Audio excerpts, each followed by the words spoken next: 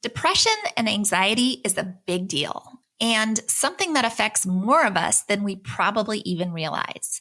In fact, it's estimated that over 350 million people worldwide are affected by depression.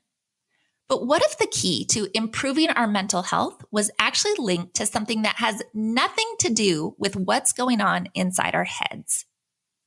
That's exactly what we're going to be exploring in today's episode as we take a deep dive into the eye-opening connection between gut health and depression and anxiety.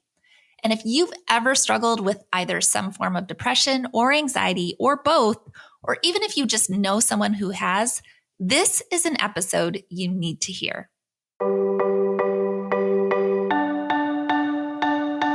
Welcome to the Ditch the Carbs podcast, brought to you by Thinlicious. I'm your host, Ruth Soukup, and here we'll talk about everything from the science of weight loss and metabolic flexibility to practical tips for making your health a priority in the midst of a very busy life.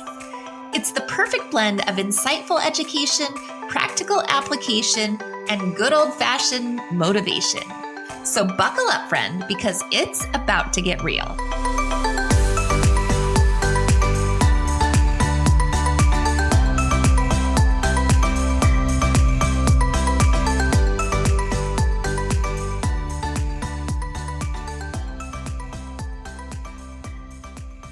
Hey there, and welcome back to the Ditch the Carbs podcast. Once again, my name is Ruth Soukup, and I am the founder of Thinlicious and the Thin Adapted System, as well as the New York Times bestselling author of 7 books.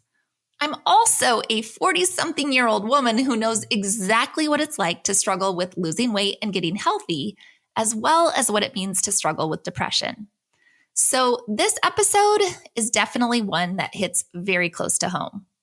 But if this is your first time listening to this podcast, then at some point you may want to go back and listen to the episode where I actually share my own weight loss journey.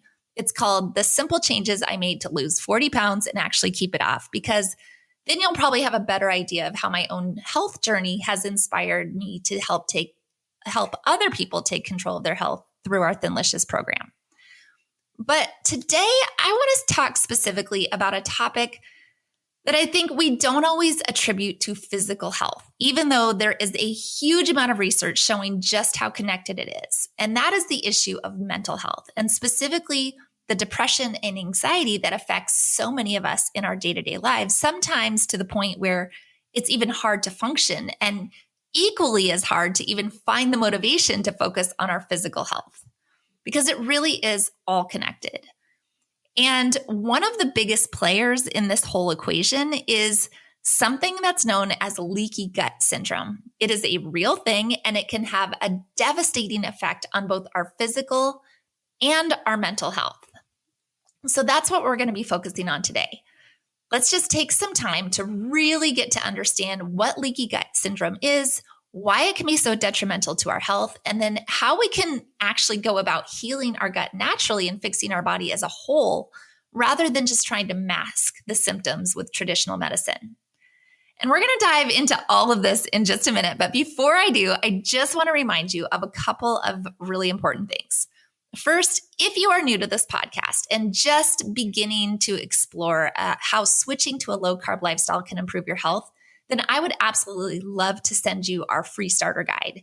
It is really helpful for understanding just a little bit of the science behind our program, basically how it works and why so much of what we've been told about what's healthy and what's not is actually counterproductive.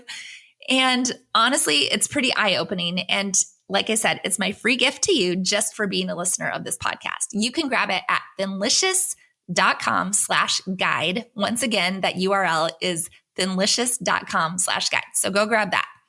The second thing that I want you to know is that our main program here at Thinlicious, the Thin Adapted System, which we usually just refer to as TAS or TAS, will be opening up enrollment just 1 week from today on July 24th. And honestly, if you are serious about wanting to transform your life by transforming your health, if you're ready to have more energy and get your metabolism working again and dramatically reduce inflammation and reverse insulin resistance and heal your gut and potentially even get off all sorts of medication, then there is literally no better way to do that than by joining TAS. And I know I'm probably a little biased here, but it really is. This program is just, it's everything that I wish I would have had access to years ago, because it would have saved me so much pain and frustration and struggle, not just from a weight loss perspective, but also when I look back on my own struggles with depression and anxiety.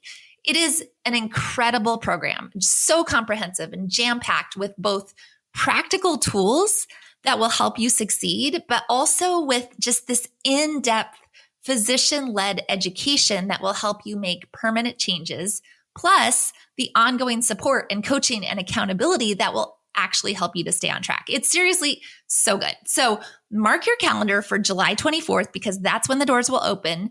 And if you know you're ready and you want in, then be sure to get enrolled as soon as the doors open, because we do only open up a small number of spots each quarter. So you don't want to miss your chance to get in. Got it? Okay, good. So with that out of the way, let's dive in to the topic of the day, the connection between what's happening in your gut, specifically with something called leaky gut syndrome, and what's happening inside your head in the form of depression and anxiety, and even just your overall mental health. And before we dive into the nitty-gritty of leaky gut and how it connects to mental health, I just want to say that depression and anxiety is definitely something I am intimately familiar with in my own life. Some of you listening to this podcast already know me from some of my other brands and my books, or possibly even from my other podcast, Do It Scared. So maybe you've heard me share my story at some point. But for those of you who are brand new, let me just preface everything that we're going to talk about today with a tiny bit of background, just for some context of why this topic hits so close to home for me. Basically, the nutshell, this is a very small nutshell version of my story, is that when I was in my early 20s and a senior in college, I went through an incredibly devastating period of depression that literally almost killed me.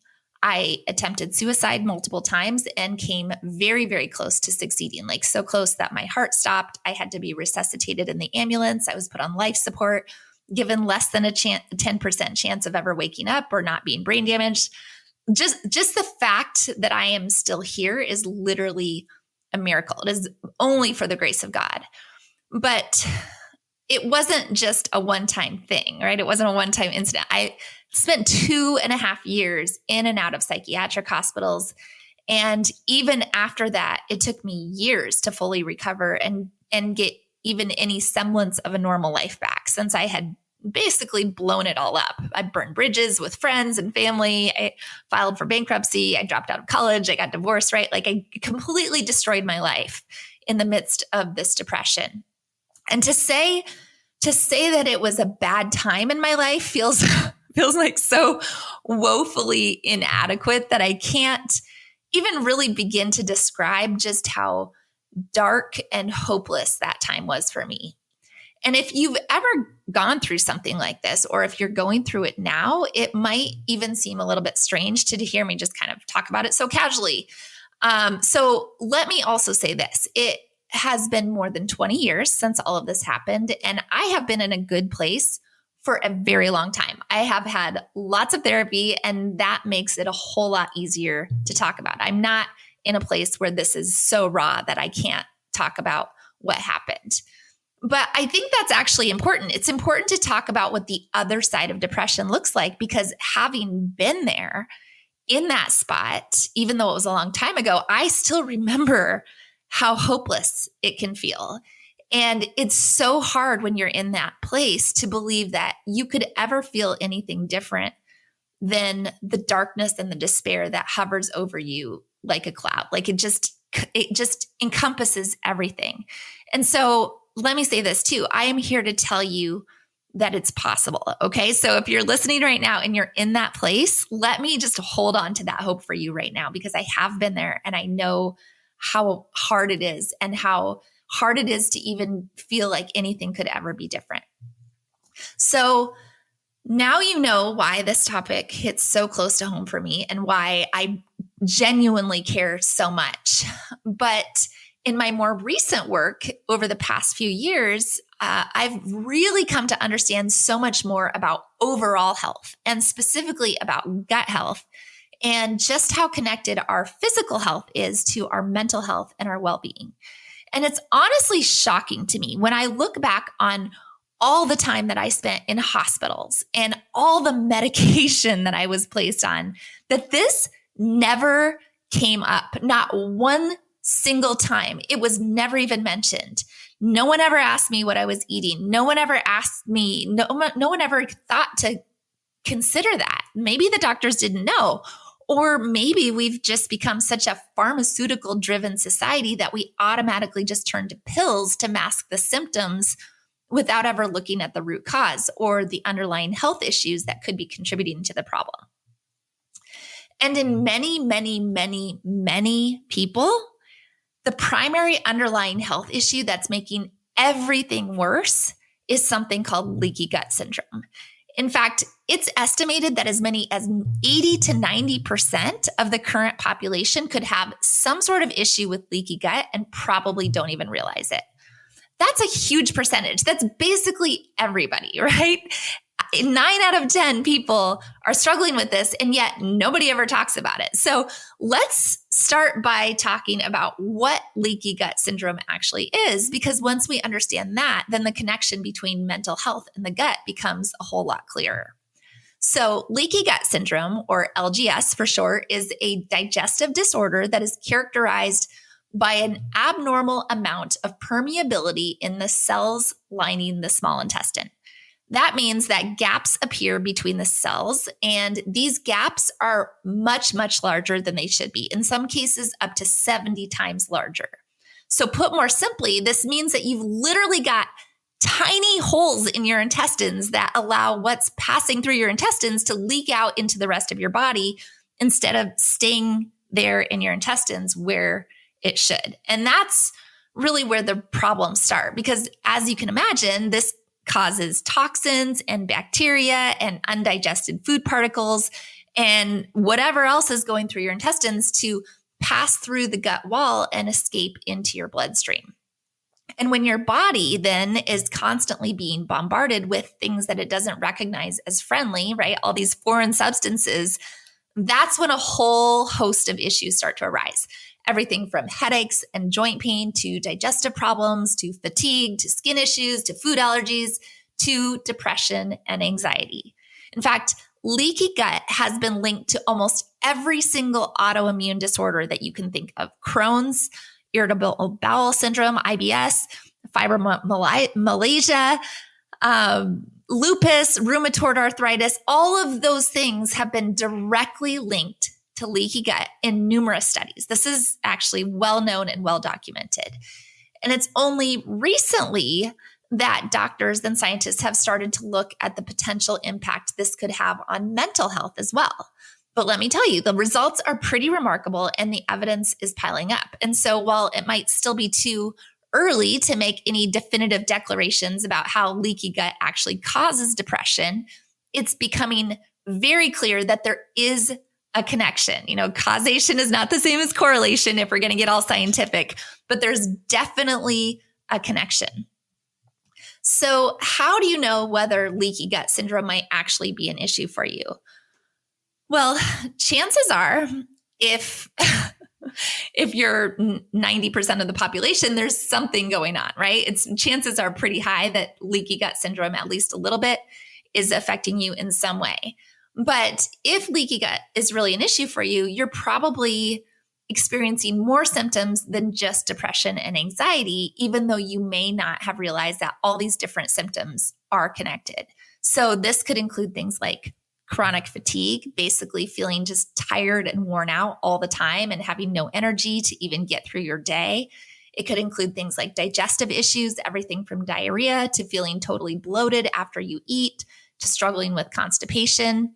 I think we've almost gotten to a point in society where we normalize that kind of stuff because it's so common, right? Everybody has some sort of digestive issue. Yet in a healthy system, none of that is actually normal. And so don't normalize something that shouldn't be considered normal. You could also be suffering from things like chronic joint pain, headaches, skin issues like eczema, psoriasis, or even just strange rashes and hives. Or you might notice recurring infections, things like yeast infections and UTIs. Maybe you've got food allergies or sensitivities and you notice that you just can't eat certain things, even if you maybe even used to be able to eat those things. And now all of a sudden, all of those are signs that you could have an issue with leaky gut. And like I said earlier, it's also associated with autoimmune conditions. So things like Crohn's disease, lupus, and rheumatoid arthritis. So if you have been diagnosed with one of those, it's definitely worth looking into the possibility that leaky gut is at the root of your issues. Not only that, leaky gut causes a huge amount of inflammation in the body, which in turn is what contributes to symptoms like mental fog, forgetfulness, and difficulty concentrating, all of which can be extremely debilitating. And so if you've also been struggling with depression or anxiety, then maybe it's possible that you blamed the fatigue or the brain fog on the depression when the real underlying issue is actually happening in your gut and not your head, because it's all connected. So how does a leaky gut actually connect to mental health? Well, believe it or not, there is actually a direct link between your gut and your brain that's called the gut-brain axis, which is basically a two-way communication between the central nervous system that includes your spinal cord and your brain and your gastrointestinal tract's central nervous system. And this gut-brain axis means that activities in your brain and gut can have a big influence on each other. And that's why, like, when you smell something delicious, right? Somebody's cooking or there's a barbecue in the neighborhood, all of a sudden your stomach starts rumbling.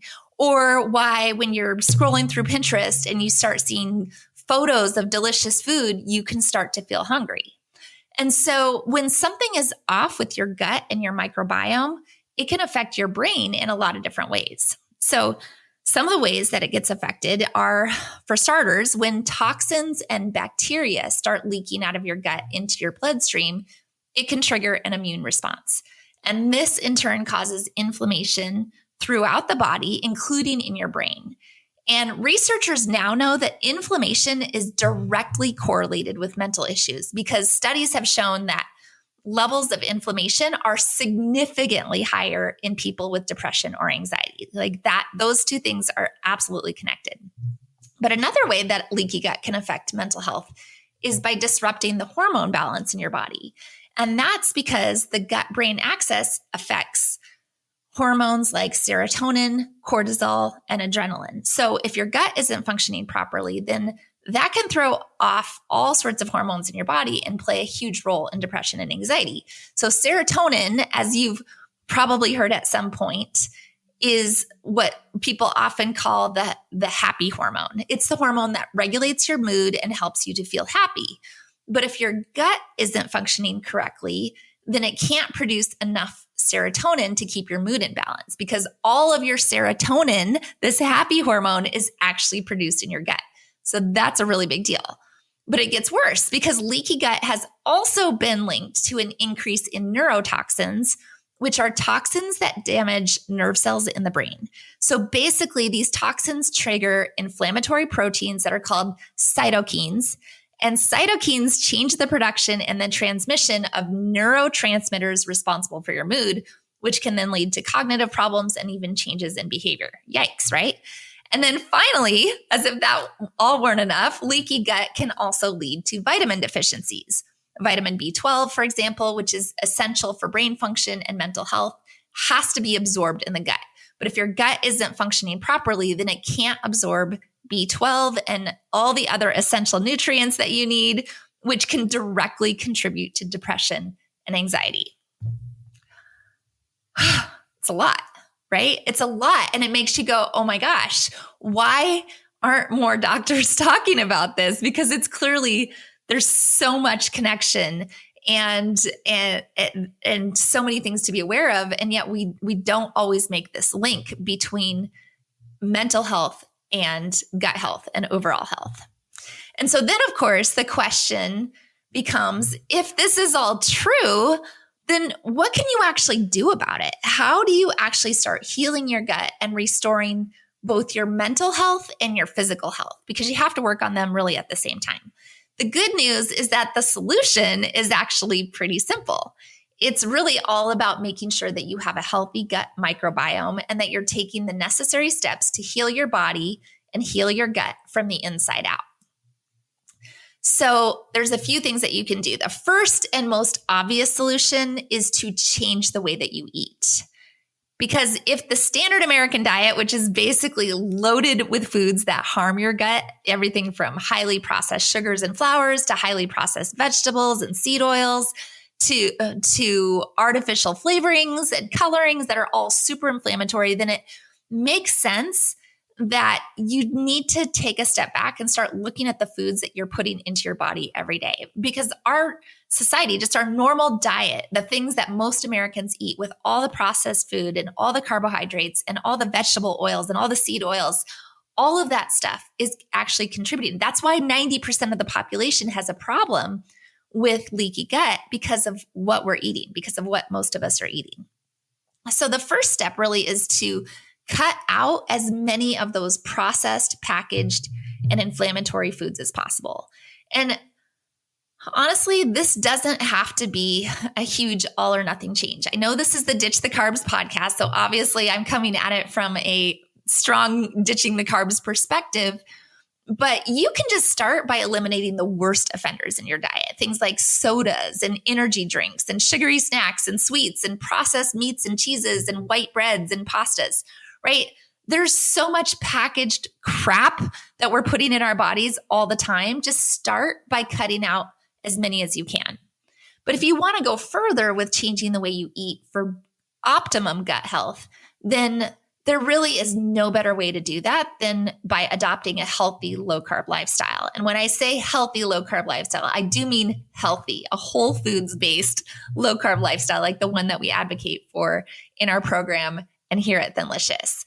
And the reason for that is that sugar and starches literally feed all that bad bacteria in your gut. That's what they eat. So if you want to get rid of the bad bacteria, you got to starve them. And that's the best way to do it, is by cutting out their food source, which is sugar and starches and carbohydrates. And then replace those bad bugs and that bad bacteria with healthy bacteria. And so cutting back on carbs is very important. But honestly, it's not just carbohydrates that you need to worry about when it comes to gut health. A lot of foods also contain something that's called lectins, which are proteins found in a variety of plant foods, things like legumes, grains, and nightshades. And lectins can be highly inflammatory to the gut lining and cause leaky gut as well, because they literally will dig little holes in the lining of your intestine. And cutting out carbohydrates will help a lot with avoiding lectins, right? Because most of the high lectin foods are also high in carbohydrates. But there are a few low carb foods, things like nightshades, that you'll probably want to be a little bit careful with. But while you're eliminating some of the bad stuff from your diet, there are also some gut friendly foods that you'll want to start adding in. So things like fermented foods, fresh sauerkraut, kimchi, natural high fat, low carb yogurt and kefir, which are all very rich in probiotics. All of those things are absolutely amazing for your gut. You should be trying to eat some of those every single day.